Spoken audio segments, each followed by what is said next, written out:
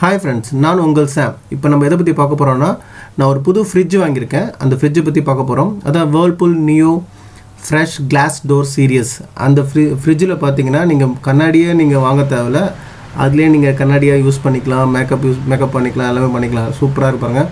அதை அன்பாக்சிங் பண்ணுறது, அந்த ஃப்ரிட்ஜோட பெனிஃபிட்ஸு, அதுக்கப்புறம் அதுக்கு சூட்டபுளான என்ன ஸ்டெபிளைசர் போட போகிறோம், அதுக்கப்புறம் அது எப்படி அதுக்கு சூட்டபுளான ஸ்டாண்டு, இதெல்லாம் இதோட யூசஸ் என்ன, இதோட பெனிஃபிட்ஸ் என்ன, இது என்ன ப்ரிகாஷன், எல்லாமே இதை பற்றி அதை எக்ஸ்பிளைன் பண்ண போகிறாரு. அந்த கம்பெனியில் வந்திருக்காங்க.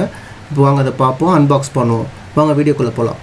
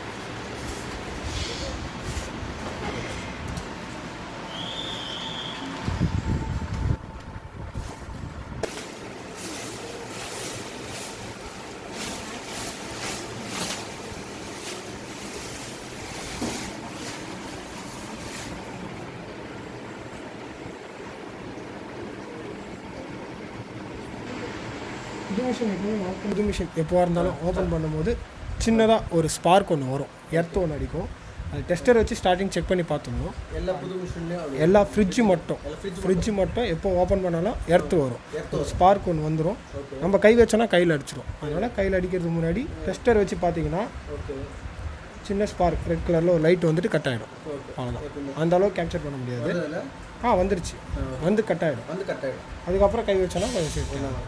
ஆர்என்டியில் டெஸ்ட் பண்ணும்போது அவங்க இருக்க வோல்டேஜ் செக் பண்ணும்போது அதை அப்படியே பேக் பண்ணும்போது உள்ளே கொஞ்சம் அரசாக இருக்கும்.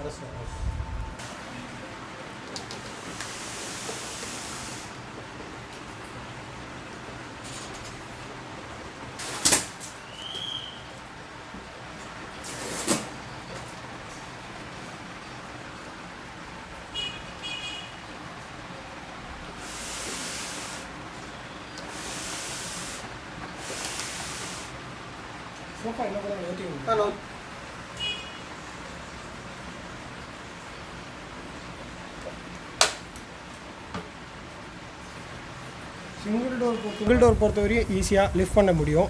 டபுள் டோரில் அவ்வளோ ஈஸியாக லிஃப்ட் பண்ண முடியாது. பர்சனாக ஒருத்தர் தான் சென்ட் பண்ணுவாங்க. மேன் பவர் ஆஃபீஸில் கம்மியாக இருக்கும். டபுள் டோர் மேக்ஸிமம் நாங்கள் எப்படி இந்த சடக்கட்டையிலேருந்து கீழே இறக்குவோம்னா ஸ்லைட் பண்ணி தான் இறக்குவோம், மூவ் பண்ணி லெஃப்ட் அண்ட் ரைட். ஏன்னா எல்லா இடத்துலையும் யங்ஸ்டர் இருக்க மாட்டாங்க. இப்போ நீங்கள் இருப்பீங்க, நீங்கள் கொஞ்சம் ஹெல்ப் பண்ணி தூக்கி வச்சுருங்க.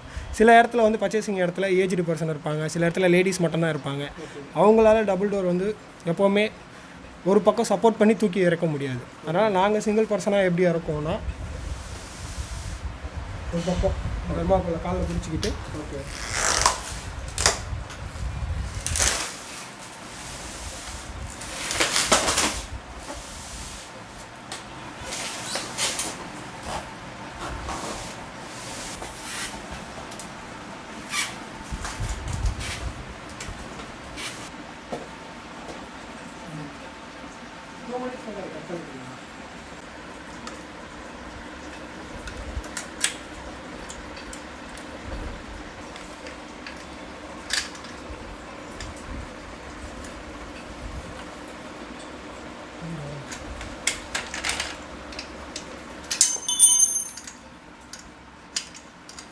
சின்ன ஸ்டாண்ட் போகிறாங்க ரெண்டு டேமேஜ் ஆகும் இருக்காது.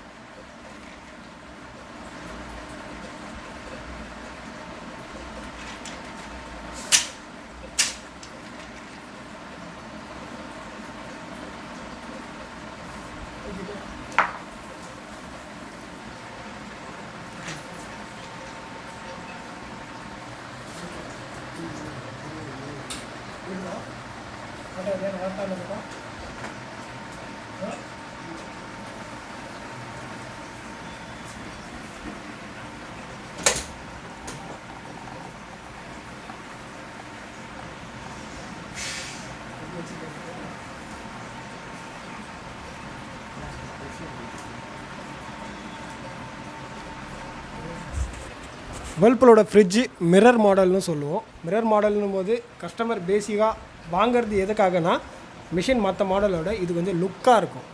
நார்மலாக இல்லாமல் ஒரு லேடிஸாக இருக்கட்டும் சின்ன குழந்தைங்களாக இருக்கட்டும் ஃப்ரிட்ஜு முன்னாடி வந்து நின்று மிரர் பார்த்துக்கிற மாதிரி ஃபேஸ் டு ஃபேஸ் கிளியராக தெரியும். கலர் வந்து ஆப்டாக இருக்கும். ஷோரூமில் இருக்கிறது மேக்ஸிமம் பிளாக் கலர் தான் அதில் இருக்கும். கலர் வந்து ஆப்டாக இருக்கும். டபுள் டோரில் 260 litres maximum. Gross volume net வால்யூம்னு வேல்யூ டிஃபர் ஆகும். கிராஸ் வால்யூம்ன்றது மிஷினோட ஓவரால் லிட்டர் கெப்பாசிட்டி. ஸ்டோரேஜ் வால்யூம்ன்றது இதில் இந்த அளவுக்கு தான் நம்மளால் திங்ஸ் வைக்க முடியும் அப்படின்னு 239 லிட்டர். அது எப்படி மைனஸ் ஆகும்னா உள்ளே இருக்க ட்ரே கண்டென்ட் மிச்ச பேலன்சிங் மைனஸ் பண்ண வேல்யூ வந்து ட்ரே கண்டென்ட் ஸ்பேஸ் ஆக்குபை பண்ணிக்கும். மிச்சம் இருக்க வேல்யூ தான் ஸ்டோரேஜ் வால்யூம். ஸ்டோரேஜ் வால்யூமு நம்ம வைக்கிற திங்ஸோட லிட்டர் கெப்பாசிட்டி. எல்லா ஃப்ரிட்ஜுமே லிட்டர் கெப்பாசிட்டியில் தான் இருக்கும். இந்த மிஷின் வந்து 2 ஸ்டார் ரேட்டிங்கில் இருக்கிறது. 253 யூனிட் பர் இயருக்கு ஓடும். மற்றபடி பார்த்திங்கன்னா மிரர் நார்மலாகவே லுக்கு நல்லாயிருக்கும். மிஷினுக்கு இன்டீரியராக பார்க்கும்போது பேக்கிங் டேப் எல்லா இடத்துலையும் பேக்கிங் டேப் கொடுத்துருப்பாங்க. எல்லாமே உள்ளே இருக்கிறது பிளாஸ்டிக் கிளாஸ் ப்ராடக்ட்ஸ். அதனால் அந்த டேப் எதுக்கு அடிக்கிறாங்கன்னா டிரான்ஸ்போர்ட்டேஷன் அப்போது எதுவும் கலந்து விழுந்துடக்கூடாது, ஸ்ட்ராங்காக இருக்கணும் அப்படின்றதுக்காக பேக்கிங் டேப்.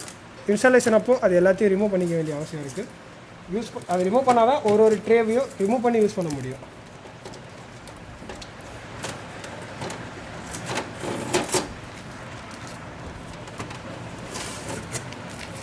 மிஷின் ஆன் பண்ணுறதுக்கு முன்னாடி ப்ராப்பராக அதுக்கான மெயின்டெனன்ஸ் அசசரிஸ் பர்ச்சேஸ் பண்ணி போட்டுக்கோங்க. மிஷினுக்கான ஸ்டெபிலைசர் 24/7 மிஷின் ரன் ஆகிட்டே இருக்கும். ஃப்ரிட்ஜு மட்டும்தான். பவர் ஃப்ளக்சுவேஷன் எந்த மாதிரி இருக்கும் அப்படின்னு நம்மளும் தெரியாது. அதுக்காக நார்மலாகவே மிஷினுக்கு ஒரு சேஃப்டிக்கு ஸ்டெபிலைசர் போட்டுக்கிறது நல்லது. மேனுவல் புக்லேயும் ரெக்கமெண்ட் பண்ணியிருப்பாங்க. வேர்ல்பூலோட மேனுவல் புக்கில் கொஸ்டின் ஆன்சர் பேஜஸில் வந்து 14th பாயிண்ட்டில் விச் பிராண்ட் ஸ்டெபிலைசர் ரெக்கமெண்ட்னு சொல்லிட்டு வேர்ல்பூலோட Duramax stabiliser unit voltage stabiliser அப்படின்னு கொடுத்துருப்பாங்க. அந்த ஸ்டெபிலைசராக போட்டுக்கிட்டிங்கன்னா இன்னும் நல்லது.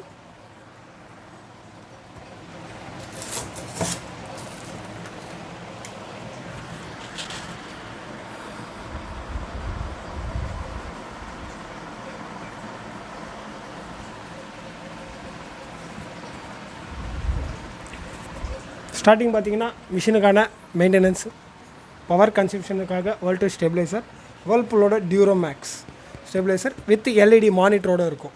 என்ன ஸ்பெசிஃபிகேஷன்னா ஐபி இன்புட் வோல்டேஜ் 225 வோல்ட். நார்மலாக வீட்டுக்கு வர யூனிட் 220 230 இருக்கிறது யூஷுவல். அதுலேருந்து ஓபி டிஃபர் ஆகும். ஃப்ரிட்ஜ் எவ்வளோ போதோ அவ்வளோதான் எடுத்துக்கும்.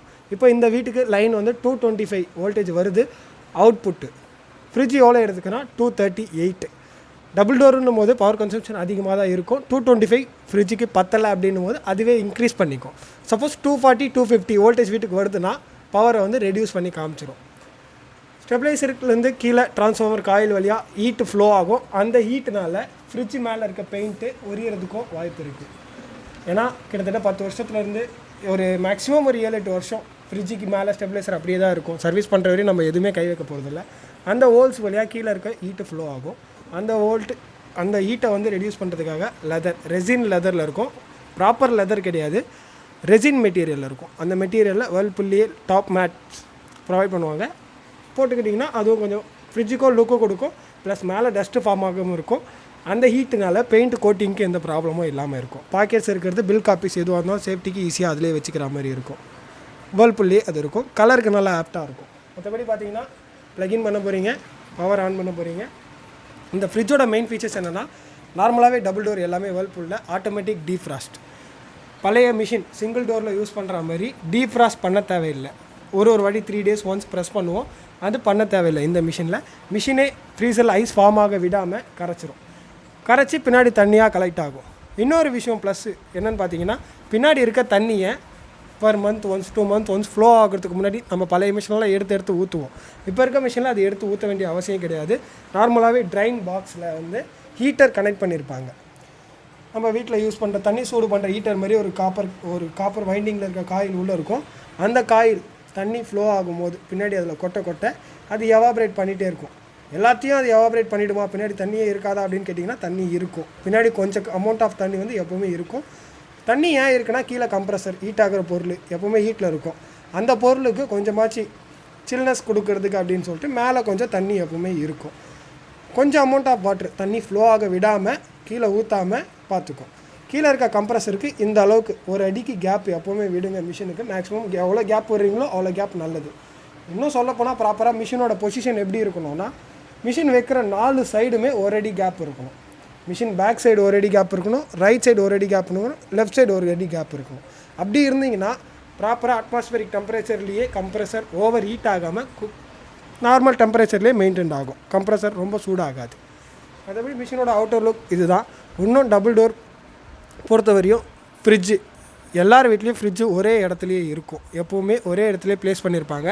ஃப்ளோர் வந்து க்ளீன் பண்ணவே மாட்டாங்க ஃப்ரிட்ஜு இருக்கிற இடத்துல. சில பேர் ப்ராப்பராக அதை க்ளீன் பண்ணுவாங்க, சில பேர் அதை ஸ்டெயின் பண்ணிக்க முடியாமல் ஒர்க்கிங் பர்சன்ஸ் வீட்டில் இருப்பாங்க, ஏஜ்டு பர்சன்ஸ் வீட்டில் இருப்பாங்க. அவங்க வந்து ப்ராப்பராக ஃப்ளோராக அவங்க க்ளீன் பண்ண முடியாது. மிஷினை மூவ் பண்ணுறதுக்கு கொஞ்சம் கஷ்டமாக இருக்கும். வீல் வச்ச மாதிரி மெட்டலில் வெயிட்டு தாங்குகிற வேர்ல்பூலோட ஸ்டாண்டு போட்டுக்கிட்டிங்கன்னா கீழே மிஷினை எந்த அளவுக்கு மூவ் பண்ணாலும் எங்கே வேணால் மூவ் பண்ணிக்கிட்டு போகலாம். ஃப்ளோர் க்ளீன் பண்ணுறதுக்கு ரொம்பவே ஈஸியாக இருக்கும். அதுவும் இல்லாமல் சைடில் இருக்க மெட்டல் பாடியில் வீடு கழுவும் போது ஃப்ளோர் வாஷ் பண்ணும்போது தண்ணி பட்டு ரஸ்ட் ஆகாமல் இருக்கும். நார்மலாகவே கிரவுண்டில் இருந்து ஹைட் ஏற்றியாச்சு மூவ் பண்ணுறதுக்கு வீல் வச்ச மாதிரி 2 ஸ்பெசிஃபிகேஷன் இருக்கும். நார்மலாக இந்த மாதிரி பிளாஸ்டிக் ஸ்டாண்டு போடும்போது என்ன ஆகும்னா, கொஞ்ச நாளாக லோடும் தாங்காது. நம்ம ஃப்ரிட்ஜ் வைக்கிறத பொறுத்தும் பிளாஸ்டிக் வந்து அந்தளவுக்கு வெயிட்டு தாங்காது. மற்றபடி பார்த்திங்கன்னா ஃப்ளோர் மூவ் பண்ண முடியாது. தண்ணி படாமல் பார்த்துக்கிறோம், ஆனால் மூவ் பண்ண முடியாது. இந்த ஸ்டாண்டில் ஃபிக்ஸ்டாக இருக்கும். ஒரு வாட்டி கீழே கை வச்சு டைட்டாக பிடிச்சி இழுக்கிற மாதிரி இருக்கும். இதில் வீல் இல்லாமல் வெறும் ஸ்டாண்டாக இருக்கும். மிஷினுக்கும் ட்ராலியாக போட்டுக்கிட்டிங்கன்னா இன்னும் நல்லது. இது வந்து ட்ராலியாக இருக்கும். 4 வீல்லையும் லாக் இருக்கும். வேர்ல்பூலோட மெட்டல் ஸ்டாண்டு. இப்போ பவுடர் கோட்டிங்கில் பெயிண்ட் கொடுத்துருப்பாங்க, அவ்வளோ சீக்கிரம் ரஸ்ட் ஆகாது. 4 வீல்லையும் ப்ளூ கலரில் கிளாம்ப்பு லாக்கு ரிலீஸ் பண்ணிவிட்டு மிஷினை ஈஸியாக மூவ் பண்ணிக்க முடியும். மூவ் பண்ணிக்கிட்டு க்ளீன் பண்ணதுக்கப்புறம் லாக்கை போட்டுக்கிட்டு வீல் காலில் படாத அளவுக்கு உள்ளே தள்ளி வச்சுக்கலாம். மற்றபடி உள்ளே இருக்க ரேக்ஸ் எக்ஸ்பிளைன் பண்ணணும்னா, ஃபஸ்ட்டு காலம் ஐஸ் க்யூப்ஸுக்காக ஸ்டாண்டு ரிமூவ் பண்ண முடியாது, கிளாம்ப் பண்ணியிருப்பாங்க. இருக்கிற ஐஸ் க்யூப்ஸ்க்கான ட்ரேவை மட்டும் எடுத்து தண்ணி ஊற்றி லோட் பண்ணிக்கிட்டு மேக்ஸிமம் ஒரு 3 to 4 hours ஆகும் ஐஸ் க்யூப்ஸ் ஆகிறதுக்கு. ரைட்டில் ரொட்டேட் பண்ணி விட்டிங்கன்னா ஐஸ் க்யூப்ஸ் எல்லாமே கீழே கலெக்ட் ஆகிக்கும். இந்த பாக்ஸில் ஐஸ் க்யூப்ஸ் எடுத்து யூஸ் பண்ணிக்கலாம். இது ஐஸ்கிரீம் ட்ரேக்காக, ஐஸ்கிரீம்ஸ்க்காக யூஸ் ஆகும். கீழே நம்ம நான்வெஜ் எப்படியும் ப்ளேஸ் பண்ணுவோம், கீழே அந்தளவுக்கு இடம் இல்லை அப்படின்னும் போது மேலே அதில் ப்ளேஸ் பண்ணிக்கலாம். மற்றபடி கீழே 2 கூலிங் ஜெல் ப்ளூ கலரில் 2 கண்டெய்னர் மாதிரி ஒன்று கொடுத்துருப்பாங்க. அதோட மெயின் பர்பஸ் என்னென்னா, அது உள்ள லிக்விட் ஸ்டேட்டில் ஒரு பார்ட்டிக்கல் இருக்கும். அந்த பார்ட்டிக்கல் வந்து ஃப்ரிட்ஜ் ரன் ஆகும்போது சாலிட் ஸ்டேட்டுக்கு மாறிடும். அப்படி மாறும்போது 12 hours வரையும் பவர் கட் ஆனதுக்கப்புறம் 12 hours வரையும் கூலிங்கை உள்ளேயே மெயின்டைன் பண்ணுறதுக்காக அந்த பார்ட்டிக்கல் இருக்கும். பவர் கட் ஆனதுக்கப்புறமும் 12 மணி நேரம் கூலிங் உள்ளே இருக்கும். நார்மல் மோட் எப்போவுமே நார்மல்லையே இருக்கிறது நல்லது. நார்மல் மோட் ஃப்ரிட்ஜோட மினிமம் டெம்பரேச்சர் கொடுத்துட்டே இருக்கும். டீப் ஃப்ரீஸ் ரைட்டில் ரொட்டேட் பண்ணும்போது டீப் ஃப்ரீஸ் ஆகிடும். இன்ஸ்டன்ட் கூலிங்காக வெளியேருந்து பர்ச்சேஸ் பண்ணிவிட்டு வரும்போது இன்ஸ்டண்ட்டாக கூலிங் வேணும். ஐஸ்கிரீம்ஸ், கேக்ஸ் எதுவாக இருந்தாலும் வெளியேருந்து வாங்கிட்டு வருவோம். வெயிலில் அது மெல்ட்டாக இருக்கும். அந்த மெல்ட்டான பொருள் உடனே எல்லாம் என்ன நினைப்போம்னா, ஃப்ரிட்ஜில் வச்சு கொஞ்சம் நேரம் கழிச்சு எடுத்து சாப்பிட்ணும் தான் நினைப்போம். அப்படி வைக்கும்போது ஃப்ரிட்ஜில் நார்மல் டெம்பரேச்சர் மெயின்டைன் ஆகும்போது அவ்வளோ சீக்கிரம் கூலிங் ஆகாது. டீப் ஃப்ரீஸில் மோடில் வைக்கும்போது இன்ஸ்டண்ட்டான கூலிங் வந்துடும். அது ஒன்றும் ஸ்பெசிஃபிகேஷன் தான். அந்த மாதிரி டைமில் டீப் ஃப்ரீஸில் வச்சுக்கோங்க பர்ச்சேஸ் பண்ணிவிட்டு வைக்கும்போது. மினி ஃப்ரீஸ்னால் ஃப்ரீசரை வந்து கம்மி டெம்பரேச்சரில் யூஸ் பண்ணிக்க முடியும். திங்ஸ் எதுவும் இல்லை, லோடு கம்மியாக இருக்குது அப்படின்னும் போது மினி ஃப்ரீஸில் வச்சுக்கோங்க. நார்மலாக ஃப்ரீசர் வந்து நார்மல் மோட்லேயே வச்சுக்கோங்க. ஃப்ரீசரை எந்த பர்பஸில் யூஸ் பண்ணணும், எப்படி யூஸ் பண்ணக்கூடாதுன்னா, ஃப்ரீசரில் லோட் பண்ண வேண்டிய திங்ஸ் ஃபுல்லாக அரெஸ்ட் பண்ணிடாதீங்க. இந்த கேப் வரைக்கும் இப்படி அரெஸ்ட் பண்ணி டம்ப் பண்ணி வச்சிடாதீங்க. அப்படி வச்சிங்கன்னா என்ன ஆகும்னா ஃபேன் த்ரூ ஃபுல்லாக அரஸ் ஆகிடும், அதனால் கூலிங் ப்ராப்பராக வராது. அதனால் 2 இன்ச்சு கேப் எப்போவுமே விட்டு வைங்க. அப்படி விட்டிங்கன்னா ஃபேன் த்ரூ கரெக்டாக இருக்கும். பாக்ஸ் பண்ணி வைங்க, எது வைக்கிறதா இருந்தாலும் பாத்திரமாக இருந்தாலும் பாக்ஸ் பண்ணி வைங்க, மூடி வைங்க, எல்லா பொருளையும் மூடி வைங்க, ஓப்பன் பண்ணி வைக்காதீங்க.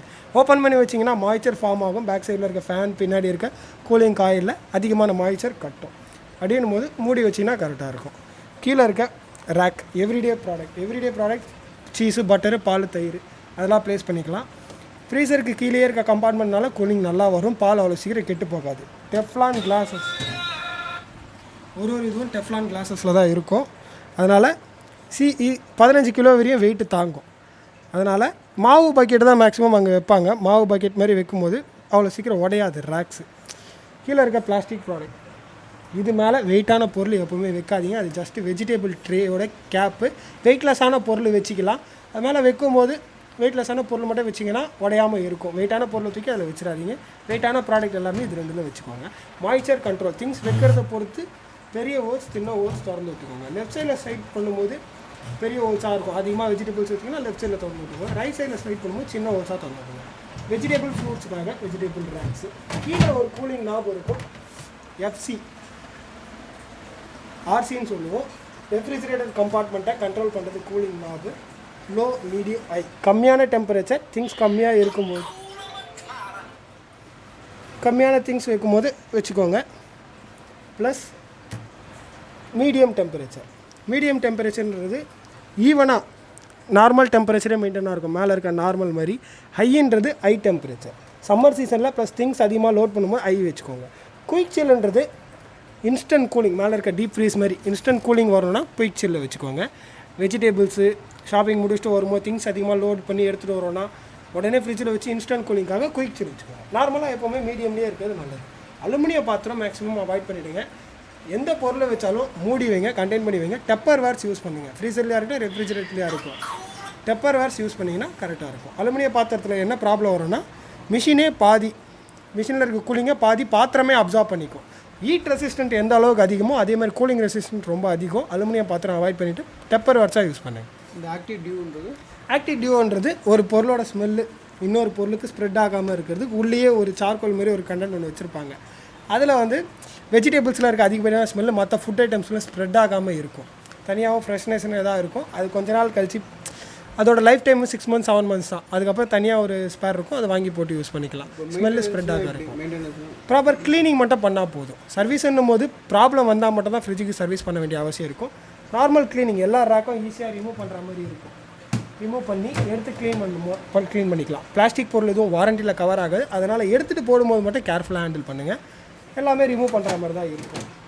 ரேக்ஸ் இதையும் ரிமூவ் பண்ணிக்கலாம். லெஃப்ட்டு ரைட்டு 2 சைடு கை வச்சு ப்ரெஸ் பண்ணிங்கன்னா ரேக்ஸ் தூக்க முடியும். எடுத்து கூட கழுவிக்கலாம். இந்த இடத்துலலாம் கொஞ்சம் அழுக்கு படும், அதனால் அந்த இடத்த மட்டும் பார்த்து கழுவிக்கோங்க. 2 சைடு நாப் இருக்கும், அந்த நாபை கரெக்டாக ப்ளேஸ் பண்ணி ப்ரெஸ் பண்ணிங்கன்னா ஈஸியாக போட்டுக்க முடியும். எல்லாமே ஈஸிலி ரிமூவபிள் தான். பாட்டில்ஸ் ரேக்ஸ் எப்படின்னா ஹைட்டு 2 லிட்டர் கேன் வைக்கிற அளவுக்கு ஹைட் இருக்கும். மேக்ஸிமம் ஒரு 2 கேன் ப்ளேஸ் பண்ணிக்கலாம், வெயிட் அந்த அளவுக்கு தாகும். மற்றபடி வெஜிடபிள்ஸ் மசாலா பேக்கெட்ஸ் அதில் தான் வைப்பாங்க. எக்ஸுக்காக வேறு ஏதாவது வச்சுருக்கோங்க. மிரர் பற்றி என்ன? மிரர் போர்ஷனில் maximum cleaning purpose Colin use பண்ணிக்கலாம். கோலின் யூஸ் பண்ணி வாஷ் பண்ணிக்கலாம். மேக்ஸிமம் ஃபிங்கர் பிரிண்ட்ஸ் தான் படும். Glass products, screw driver, tester வச்சு எதுவும் கீறிடாதீங்க, ஸ்க்ராட்ச் ஆகிறதுக்கு சான்சஸ் இருக்குது. மேக்ஸிமம் எந்த அளவுக்கு நீங்கள் பார்த்து வாங்குறீங்களோ அந்த அளவுக்கு மெயின்டைன் பண்ணால் போதும். ஃப்ரண்ட்டில் மட்டும் கிளாஸ் ப்ராடக்ட் எதுவுமே இடிப்படாமல் பார்த்துக்கோங்க. மிஷினை மூவ் பண்ணும்போது இடிப்படாமல் பார்த்துக்கோங்க. மற்றபடி ஃபிங்கர் பிரிண்ட்ஸ் படும், டஸ்ட்டு படும். அதுக்கு கோலின் ஸ்ப்ரே வச்சு யூஸ் பண்ணி தொடச்சிங்க, காட்டன்ஸ் வச்சு தொடச்சிங்கனாலே போதும். அந்தளவுக்கு வேறு எதுவும் அவ்வளோ சீக்கிரம் ரஸ்ட் ஆகாது. ஃப்ரண்ட்டில் கிளாஸ் தான் அது. Okay, thank you. ஸ்பெசிஃபிக்காக ஒரே ஒரு மைனஸ் என்னன்னா கீ இருக்காது. இந்த மாடலில் கீ இருக்காது. கீ இருக்கிற போர்ஷன் இருக்காது. டோரை லாக் பண்ணிக்க முடியாது. அது இதில் ஒரு மைனஸ்.